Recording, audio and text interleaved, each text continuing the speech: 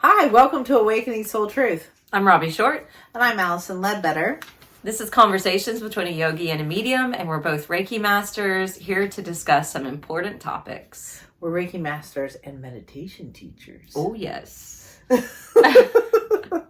So today we are discussing, do you believe in the devil? Do you believe in the devil? Do you believe in dark energy? I did not believe in the devil. Actually, I thought, like most people do, how is that even possible? I had zero thought process of the devil actually existing. I thought, maybe heaven exists, maybe hell exists. Not really. I really didn't think it existed until about 4 or 5 years ago. What's your relationship with it? Well, growing up in the church, I was always taught, the devil is trying to deter you away from being a good person. But I don't know. I was probably in my, middle age hood, if that's a word. It is today. That I just decided, because my view of God changed, I had also decided and determined, well, hell doesn't even exist and the devil doesn't exist. Yeah. And I really put on, I guess, blinders to that and had on some golden frame glasses and was just looking for all the positive stuff. Yeah. The metaphysical interpretation of the Bible, that none of it's actually real, that we're just here existing, and all of that's kind of made up or for religious purposes only. And I wasn't religious. Yeah. Right? And I have been proven wrong. So I'm going to tell you and discuss my journey in discovering the existence of dark energy, because I truly ran across it because I opened up my mind. Right? So I'll start with, as I said, I did not believe in the devil. I did, however, notice two things happening. One, I always thought I need to prove that I'm not crazy, basically, because I do experience other truths that are not seen. I experience other beings.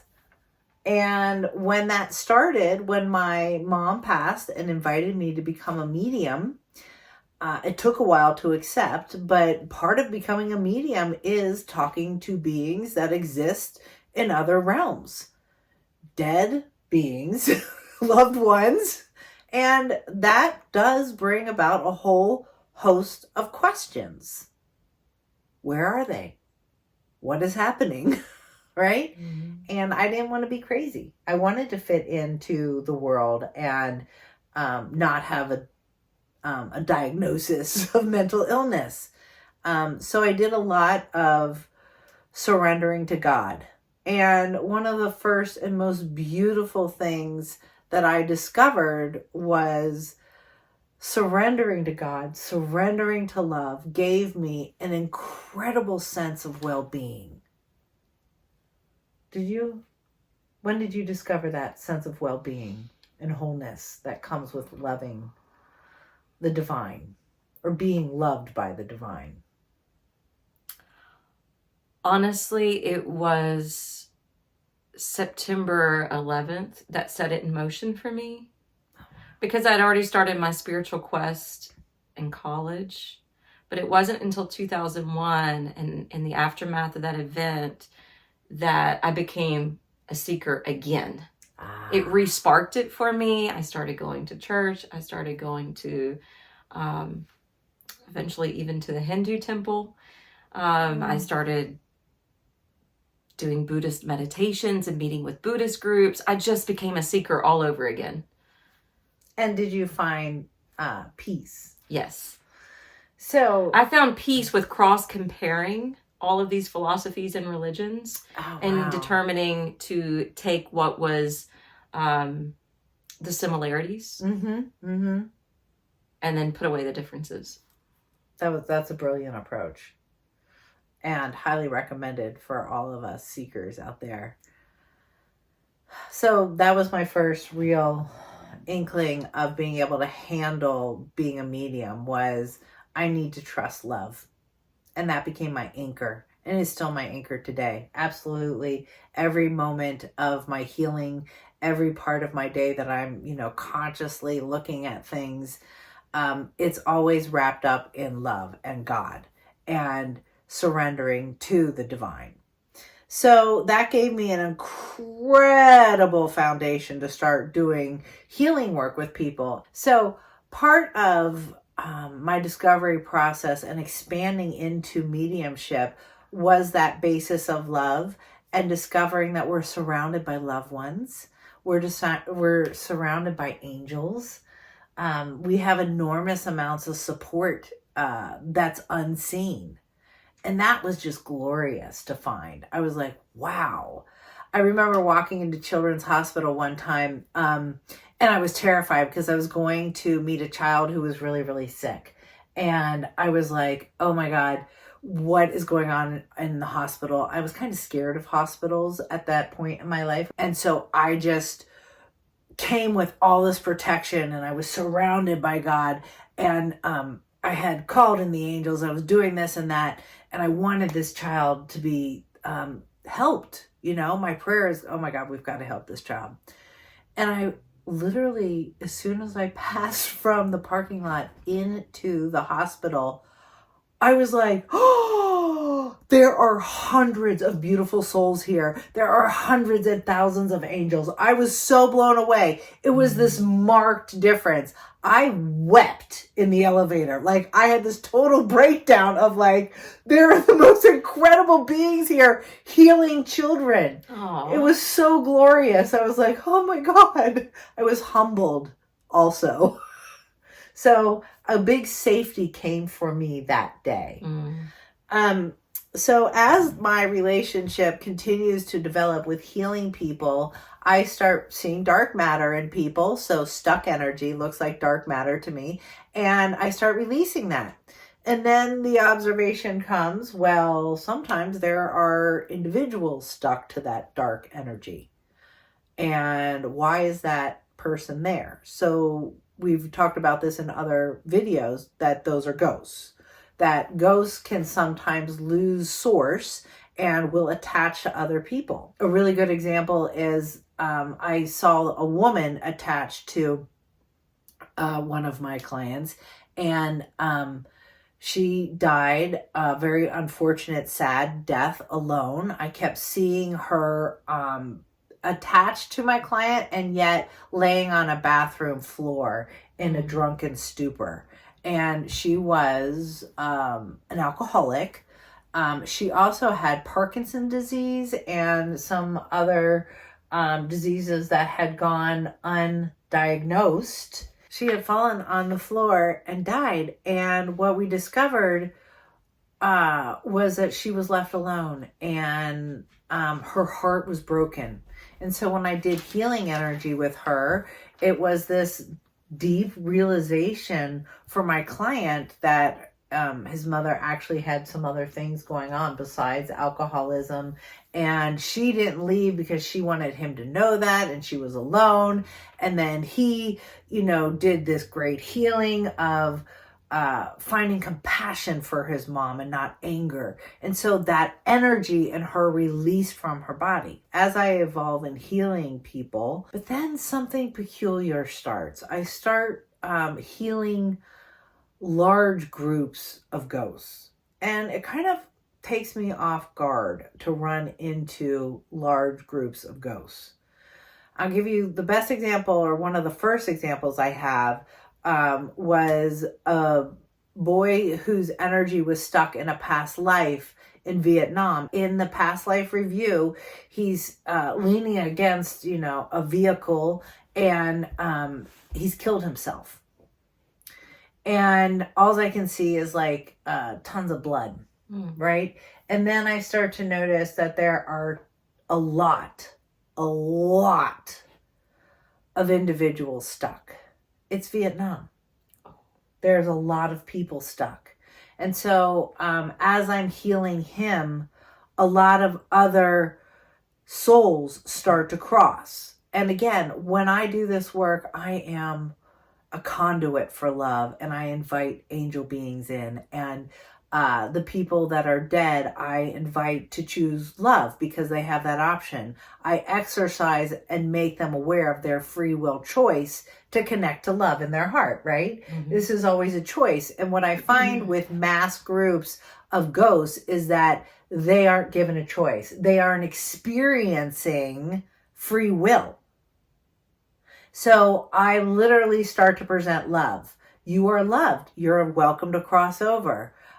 This particular individual had taken out some members of his platoon because they didn't want to be captured. And it was kind of a situation where he had killed others and then killed himself. Mm. And when we saw that, his soul released and healed.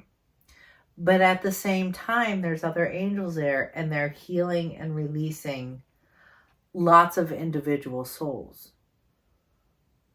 But when this happens, I always find this big, goopy, stuck place of energy. And it's like it feeds into the dark matrix. And it feels really like not like a human. Mm. It feels very much like a pocket of destruction. And it's going to keep creating more destruction in that area. And it has an influence in that area. You're talking about like a vortex of energy at this point, or Well, just the dark matter and how it presents? It's stuck, sad, painful, fearful energy. Okay. And it accumulates. I'm only asking because sometimes Yeah. when I work with Reiki with someone, there's been a couple times, and I cross-checked it with you, where it seemed like, well, you were saying goopy, I was sensing something like black tar. Yeah. Feels thick, doesn't it? Mhm. And I'm sure people experience it in different ways, but Mhm. there's such depth to it. And it's in a different time-space continuum, but still having an effect in our physical world.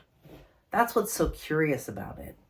As time has gone on, I really deepened my relationship with the divine to kind of manage being able to tap into these realms of darkness and heal them. I mean, the goal is always to heal them. One thing I started to notice is sometimes that is not just associated with a time, space, stuck energy. There can actually be a being there. And at first in my life, I would observe like maybe these energies being stuck and connected to a really dark being. And I thought, wow, that guy really got confused. I cleared a pope one time. Oh my God. I mean, he had so many beings connected to him. Like it literally was like hell itself. Like if you saw some of those paintings of hell, the depiction of hell, that literally is what I saw. And I could feel the heat and the burning. And oh my gosh, this experience was terrifying. And that was one of my first understandings, like, okay, that to me makes me believe in the devil. Like this individual client came to me, their past life was one of a pope. They were stuck in this place of feeding off of hundreds of souls. And I understand that if you're Catholic, this is really hard to hear. And this is just one person in the church. And I'm sure there's lots of wonderful people in the church. Mm-hmm. I'm just saying that there was this past life, and there was my experience of what I would think of as the devil had tricked this person, and they were actually feeding off of a whole bunch of souls that would have crossed to the Pope. They would have looked to the Pope for light when they died. They would have been like, oh, he is our physical example of spiritual wisdom. I'm going to go to him when I die. And it ended up tricking the souls and pocketing them. And like literally there were thousands of beings that were stuck. and thousands of angels. We open the doors. We said free will exists. You are loved. And they pop like little bubbles. Pop, pop. As I was going to cross ask over. you, how does it show up visually for you? It like pops. This time it's smoke. Sometimes it's black smoke. Sometimes it's white smoke. I prefer the white smoke. The black smoke might mean the darkness, like you experienced. Yeah, with the guitar, yeah. Right. So smoke, pop, bubbles. All of a sudden they're gone. You can feel it. A closing. It feels like a closing, like if you vacuum seal something, like a fruits or vegetable and a seal it thing, and you suck the air out and then it seals. It feels like that crossing over. Relief, love, a sensation of great love. Like when it's done, sometimes these can take me days, right? Mm-hmm. And then I can tell when it's over. It's like it's like a relief, a release. So this brings me to the fact that over time, my experience has increased of love. And about 3.5 years ago, I got brave enough to ask a really serious question. I asked, what was the source of my first boyfriend when I was 20, who introduced me to energy work, who was always really dark? It took me a while to figure out he was dark, because he was the one who introduced me to Reiki and everything, but he was really not a good person. And I cut him out of my life and I never spoke to him again. And as I was driving in my vehicle to go meet my family for a weekend getaway, we have a little place in Alabama we like to go to, a little resort. And I was driving to meet my family and I was all excited. And I was just like, what was the source of David's energy? What was his source? And as I'm driving down the highway at probably 80 miles per hour, because I speed, a being, a bright, shining being, started walking down the highway towards me. And literally, it was this space of crossing 2 dimensions into one. So that happens to me sometimes. I can see things playing out. I don't know how you drive like that. I know, it's really tricky. But he started walking towards me, and he was really, really shiny. And every single hair, every hair follicle on my body stood up. And I got a chill deeper than I've ever gotten. And it introduced himself. He's like, I am the devil. And I was like, the being came closer, because remember, I'm driving and it's walking, and it said, I'm the devil. And I invited it to sit in my car. I invoked the power of God within me immediately. I asked for, I think, every angel by name to sit with me. And he said, the devil literally introduced himself. I am the devil. I am the fallen angel. I am the original fallen angel. And I was like, okay. And he said to me, do you want to cross me? And I'm like, oh, hell no. No. Nope. That's not my job. It's not my job. But I do want to. He asked you if you wanted to cross him? Yeah, he was trying to trick me. He was inviting me into his body. Yeah. And I said, I'm not coming in there. I mean, wouldn't he know that's free will? Yeah. Okay, sorry. Okay. Yeah, interrupting. No, it's okay. And I said, no, but I am going to touch you. And when I touched him, I reached my hand, like literally touching him right there, because he was sitting in my car. And as I reached in, that shininess, I moved through the shininess and reached in and felt thousands of screaming souls. I have never in my life felt such deep sadness. I was like, oh my God. Like, you're made up of torturing and tricking souls, people, humanity. And that, it was mind-blowing. And I said, so you have a false shininess. because that's the brightness of a human that you've Mm. collected into your being, and that's what you feed off of. Oh, it's so horrific. It was horrific. I kicked him out of the car. So he's not showing up with, yeah, horns and a pitchfork. He's showing up as a shiny, beautiful, mm-hmm. very attractive being. Kicked him out of my car, pulled the car over at a rest stop, which just magically appeared. I don't even know if it's still there. And paced back and forth. Cried. How could you not? Cried. Really allowed the experience to settle. And then I went and met my family.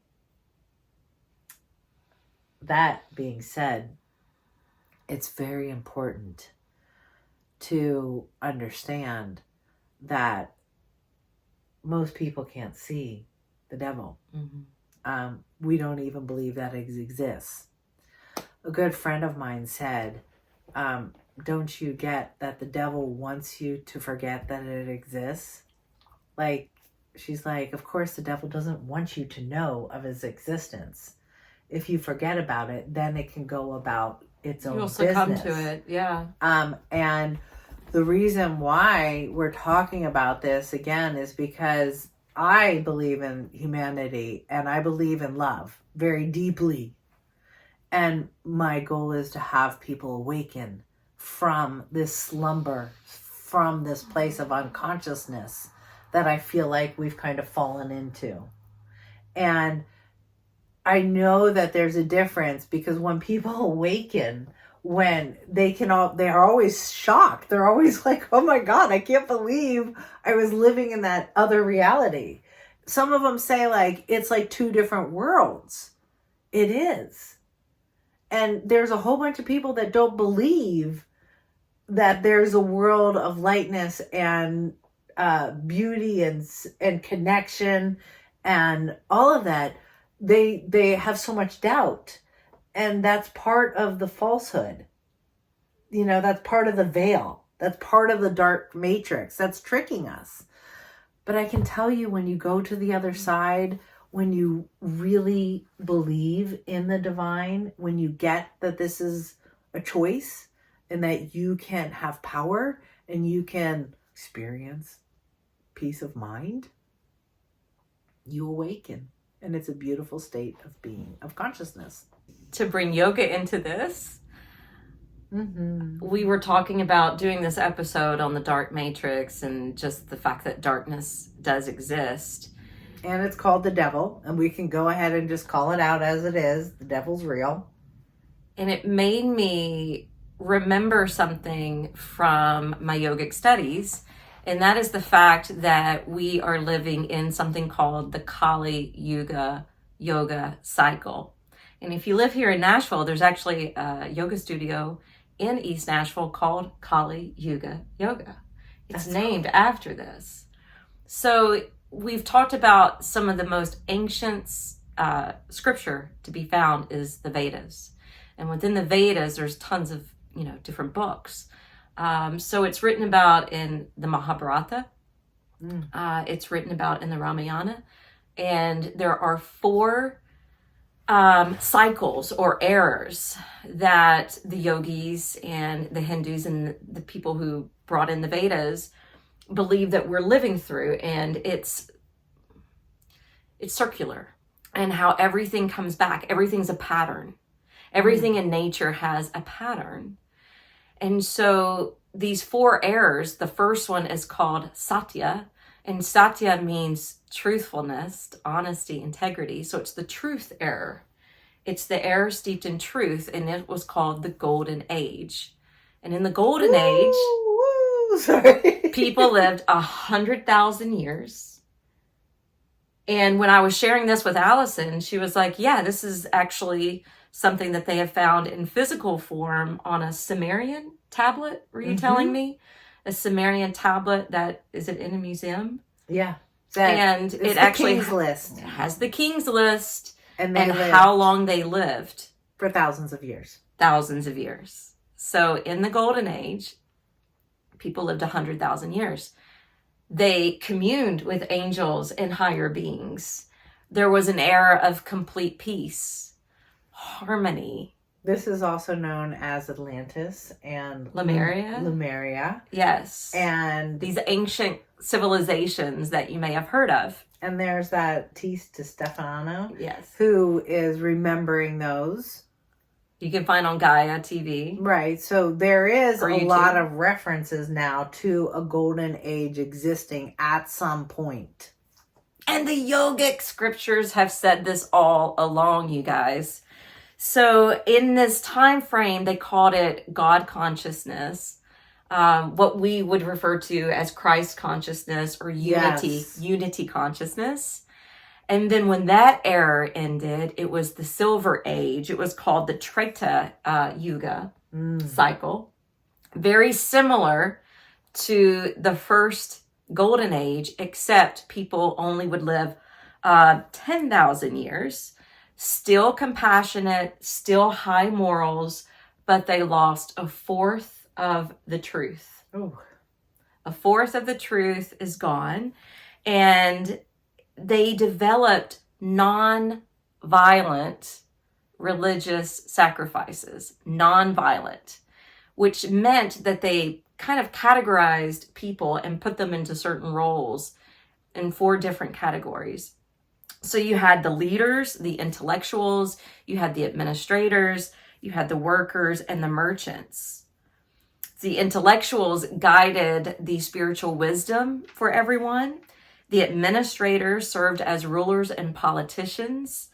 The merchants worked in commerce, trade, and the workers served all the above. But there was equality, there was no envy, and everyone was taken care of. And then you have the third yuga, or third era or cycle. And I don't know if I'm saying this correctly, Drapar. And they lost a half of the truth. There's a Copper Age. This is the Copper Age. The Copper Age is when everything started to become more divided. This is when they think the 7 continents were created. Because at first it was one landmass because there was all this unity and togetherness and harmony. And then when the split started to occur, then the 7 continents came about. People lived 1,000 years. And there were fewer beings living in that unity state of consciousness. And there were fewer people living or being able to see higher beings and angels at that point. Relics were being left behind, such as pyramids. The Sphinx. Yes. They were losing their spirituality. They were losing that spiritual essence. So it was the beginning of war. It was the beginning of power. It was the beginning of greed. It was basically the scales tipping into darkness from the light. And then we have what we're living in now, which is the Kali Yuga Yoga Cycle. People generally live only about or under 100 years.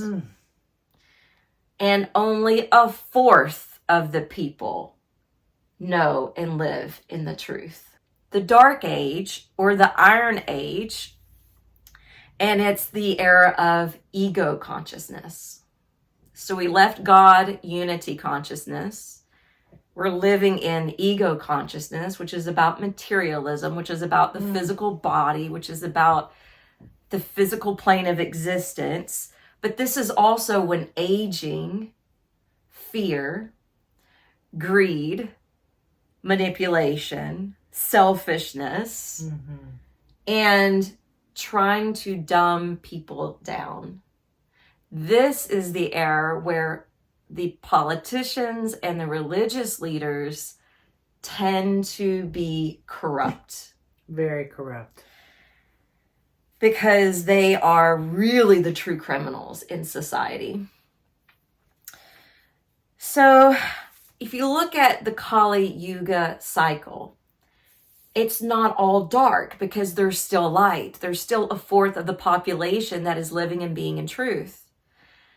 If you look at this era, this is when the prophecy started coming about more so. Mhm. This is when yoga was formed, right? Because yoga is the recipe, the tools to help people out of darkness. Mm-hmm. To awaken. To awaken. Yeah. This is when Buddha came to live on earth. And he is the awakened one to show people the middle way.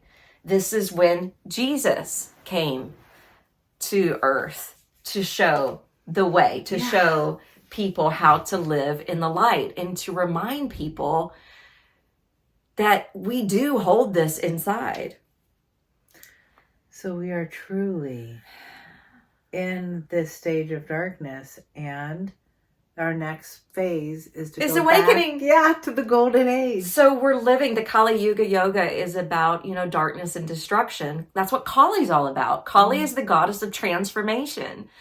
So we are going through an awakening to lead us back into the golden age because it's secular, if that's a word. Yeah, circular. Circular. Cyclical. Cyclical. Yay! Cyclical is the word. The two of us could get it together. And this is the last point I want to make.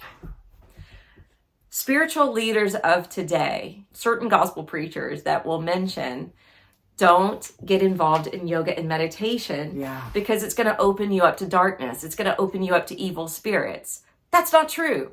What it does is it helps to drop you back into that expansion of love and light. And when you ground into yourself and you start expanding love and light, just like one single candle can light up the room to show you what's in the darkness, that's what's happening. When you're expanding into that, then the light is going to reveal that the darkness does exist. Trust your light. And then we're going to start tipping it back to the light. Golden age. Yes. So when people have been mentioning the new earth and people have been mentioning a golden age coming, they've been Prophesizing? Prophesizing about a new age. We hope that we experience that in our lifetimes. We're really looking forward to that. And the yogis have been trying to tell this to us for thousands of years. And thank them.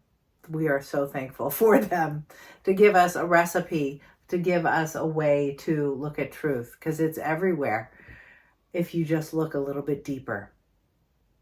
Love is the tool for you to step into the depth of truth and to reconnect. Thank you for joining us today. Namaste.